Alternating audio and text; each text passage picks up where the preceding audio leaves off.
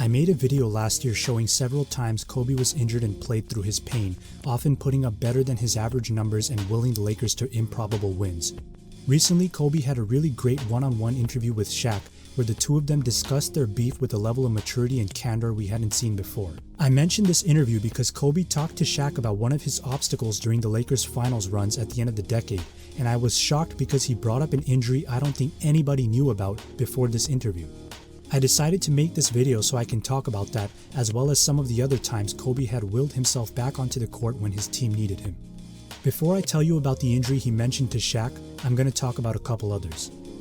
As you saw in my previous video, sometimes Kobe would get injured during a game and return to that same game to play, despite having to make adjustments or get some sort of treatment from Gary Vitti, the Lakers' athletic trainer. Some examples of this are when Dwayne Wade broke his nose in the 2012 All-Star game.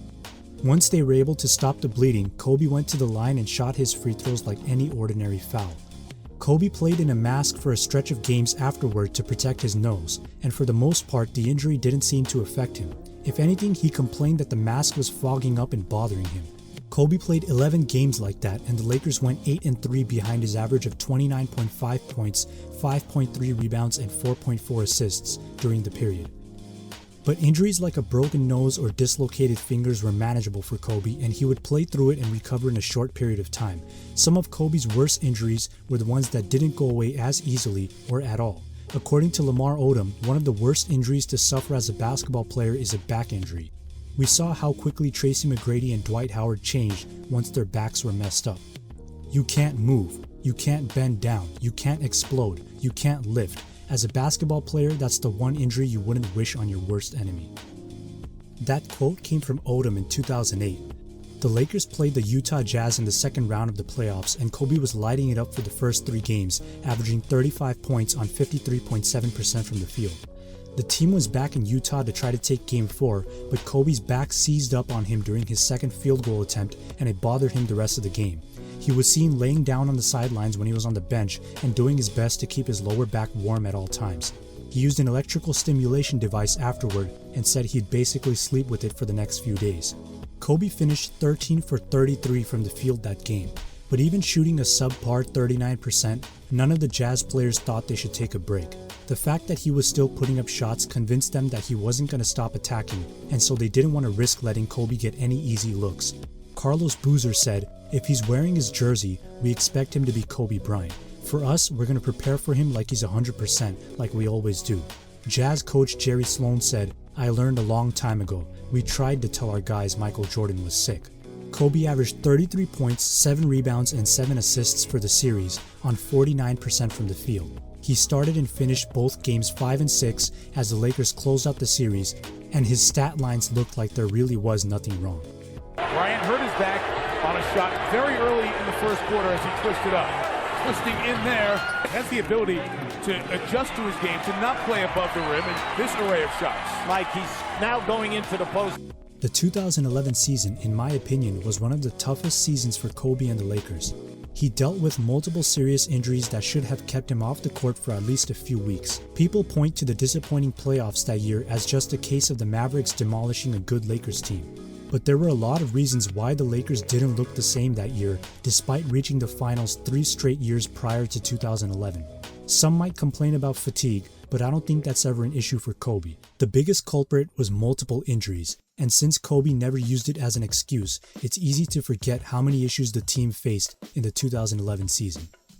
Before Game 1 that year, Kobe was dealing with a joint degeneration condition in both of his knees. It was like having inflammation that wouldn't go away, resulting in chronic pain, which Gary Vitti blamed on the miles of wear and tear that Kobe had endured through the years. From 2008 to 2010, Kobe played more than 300 games if you include the playoffs. He played in the Olympics and brought home the gold after the USA team produced multiple failures in the previous attempts without him. But in 2011, a lot of people thought Kobe was finally showing his age because of how different he looked on the court. Gary Vitti said that Kobe could regain some of the explosiveness in his right knee, but there were some issues that simply could not be fixed. They would just have to find a way around it. Kobe wasn't willing to sacrifice much time on the court to do so. The Lakers had just won back-to-back titles, and Kobe's eyes were on a second three-peat. So instead of missing even one game, Bryant and Phil Jackson agreed to a maintenance plan which minimized Kobe's time during practice and instead focused all of his attention on game days. In addition, they reduced his minutes that year to about 34 minutes per game after he played almost 39 minutes the previous season. Kobe said in an interview that this was very difficult for him because he loved to go at his teammates in practice and keep the pressure high. But Kobe refused to miss a game regardless of how his knees were, playing all 82 games that year. Limiting his practice time meant the Lakers sacrificed a level of intensity that only Kobe brought. But they ultimately decided that his presence on the floor was more important, and Kobe did his duty to lead his team through the season, playing every single game that year. Late in that season, Kobe injured his ankle in Atlanta, but returned to the fourth quarter and helped the Lakers maintain a double-digit lead. Despite the injury, he played the next game in Miami and then prepared to play Dallas. On March 12, the Lakers were in Dallas before finishing the road trip, and Kobe popped out for a catch and shoot against Shawn Marion late in the third quarter. Marion reached in and either stripped the ball or fouled Kobe as Dallas stole it and ran the other way, but Kobe landed on his ankle in a dangerous way, which could have resulted in a serious injury. He immediately called timeout and left the game. The Lakers were able to stay ahead by a few possessions until Kobe returned in the end of the fourth as usual and managed to hit one of his patented baseline shots with about 3 minutes left. See him lacing it up after getting retaped. And then this, vintage Kobe.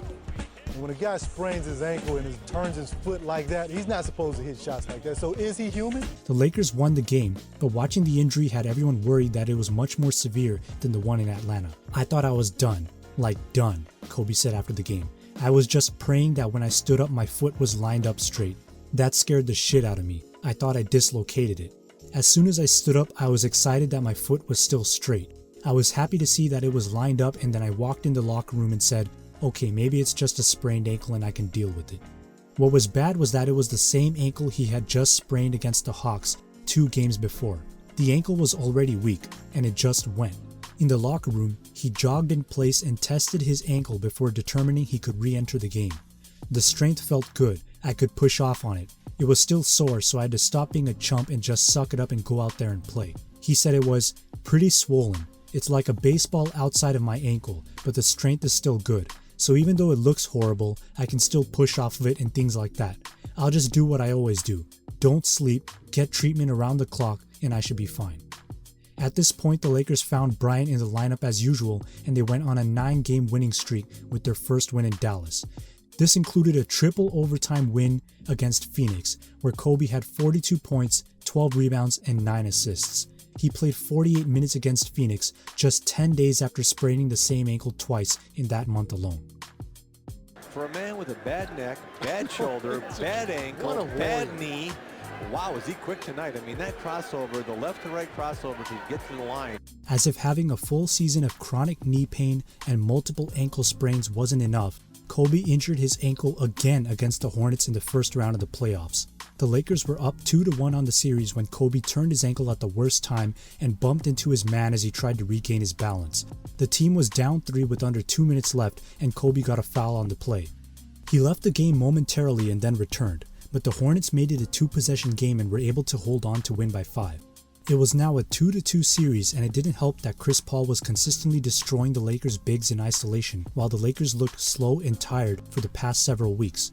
But Kobe refused to get his ankle injury examined with an X-ray or MRI. He would get treated but didn't want anyone on the Lakers staff to know how bad his injury was. Phil Jackson said, "It doesn't matter, he's gonna play anyway." Sure enough, Kobe played Game 5, and although the Lakers weren't at full strength, he threw down 2 vicious dunks on the Hornets at the end of the second and start of the third quarter, as if to say, "I'm still here, don't worry about it." The dunks changed the momentum of the game, and the Lakers won by 16, ultimately closing the series in 6. After Kobe ruptured his Achilles in April of 2013, he worked hard to come back for the next season.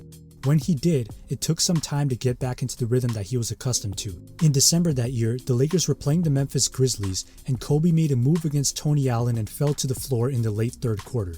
He called timeout and was seen massaging his knee the entire time. He exited the game for the quarter, and no one was sure whether he'd be back, as some began speculating that he had been rushed back onto the court after his devastating Achilles injury 8 months before. But Kobe re-entered the game halfway through the fourth quarter and even brought the ball up, running like there was nothing wrong with his leg. He hit a huge three-pointer which put the Lakers up 6, and they eventually won the game by 4. A few days later, the Lakers announced that Kobe had hyperextended his knee during that play and would miss the next 6 weeks with a tibial plateau fracture. The tibial plateau is the area above the shin that affects the knee joint. A fracture there can negatively impact stability and motion of the whole knee and carries the risk of arthritis in the future. A few NBA players in the past have had tibia injuries of different kinds, such as Yao Ming and Jason Williams, but each case varied. Jason Williams tearing his meniscus and then requiring surgery, and Yao Ming suffering from a less severe non-displaced tibial fracture, as well as being a younger age. Kobe was a 35-year-old shooting guard, so no one really knew how he would recover, and the fact that he had just rehabbed for 8 months made the injury even more frustrating. What stands out about Kobe is that he stayed in that game and finished it off, hitting the dagger three-pointer late in the clutch to keep the team ahead by more than 1 possession. It was his best game out of only 6 games played that season. I talked about Kobe tearing his right rotator cuff in the last video, but I decided to bring it up again to share some quotes and more details surrounding this injury. Byron Scott remembers Kobe telling him, "My shoulder is a little messed up, but I have my left hand. I have another hand. I'm good." Gary Vitti demanded that Kobe be taken out and they had his shoulder iced for the remainder of the third quarter. Kobe remembered thinking to himself, "I can still give it a go. I was trying to search where the pain was coming from. When I can find where the pain is coming from, then I can just not do that. I couldn't find it, so I felt like I could play and I went out there shooting." After making his left-handed fadeaway jumper, Kobe missed his next shot and was again pulled from the game. The Lakers decided he would be re-evaluated the next day in San Antonio, and Kobe was confident he didn't have to miss a game. After determining it was a rotator cuff tear, he continued to explore his options instead of getting surgery right away. Mitch Kupchak, the Lakers' general manager, saw Kobe taking jump shots at the practice facility one day as Kobe was attempting to prove that he could still play. "I was shooting the ball from deep comfortably and it felt fine. The muscles that were around the area were really strong. It was covering up the injury. This injury has been going on for 5 years and it just got progressively worse." But despite having strength tests done, the doctor said if you keep playing, there will be serious damage to it. The Lakers training staff finally said Kobe would need to rehab his shoulder for 6 to 9 months. Kobe said he'd be back in 5. And finally, the injury that even I didn't know about despite watching Kobe throughout his career. If you watched my first video, you already know that Kobe had played from 2008 to 2010 with several injuries and still led the Lakers to 3 straight finals and 2 championships without a single All-NBA teammate. In 2008, he suffered from back spasms against the Jazz, and in 2009 he hyperextended his knee during an exhibition game. Kobe's index finger and pinky on his shooting hand were fractured from 2009 and on, requiring a splint and major adjustments by Kobe on his shooting form, and he decided not to get surgery so he wouldn't have to miss any games. Despite all of that, Kobe showed up to every single game in those 3 years except for 9 regular season games in 2010. He didn't miss a single playoff game. But what could possibly be worse than already trying to dribble and shoot with 2 fractured fingers, arthritic knees, and multiple bad ankle sprains? I'll just let Kobe tell you himself. It was a tough series for me. Most people don't know this, but I had a bone spur in my ankle. And then a couple of games in Boston, I had to leave the game, go back in the locker room and get it injected because I could barely walk. And I had a broken finger I was playing with. I had a cast on my right finger. And then I was having to deal with Garnett, Pierce, Ray Allen, Rondo, Rasheed Watt, all these guys, and trying to figure out how to get through that series. And so it was a big relief to win. First and foremost, it was a relief to win and get out of that series alive. If I lost 2 to the Celtics, man, I've been miserable. And there you have it. This guy played almost 3 full seasons, including 3 finals runs and an Olympics that resulted in a gold medal, with more injuries than any other franchise player, with the exception of maybe Allen Iverson. And in the finals of 2010, he was playing an extremely physical, loaded Celtics team with all of the injuries I listed, along with a bone spur in his ankle. Do I even need to say any more about how ridiculous it was for him to even play that series, let alone lead in scoring and steals, and be top 2 in rebounding and in assists? The funny thing is that some people still look at his Game 7 shooting and say Pau Gasol was the real Finals MVP. That's all I have for this video. Please make sure to subscribe if you haven't done so already, and let me know in the comments if you would like to see me cover a specific topic on Kobe, and I'll see what I can do. We talk so much about, you playing with all kinds of injuries. What is the key? Is it your mental will? Yeah, I mean, it's, I'm strong enough to be able to play through those injuries. I worked really hard in the offseason. So, I got a good base. So, I might have a pulled hamstring or a groin or a shoulder or whatever the hell, broken finger. I can play through those. So you just say the heck with it? Pretty much.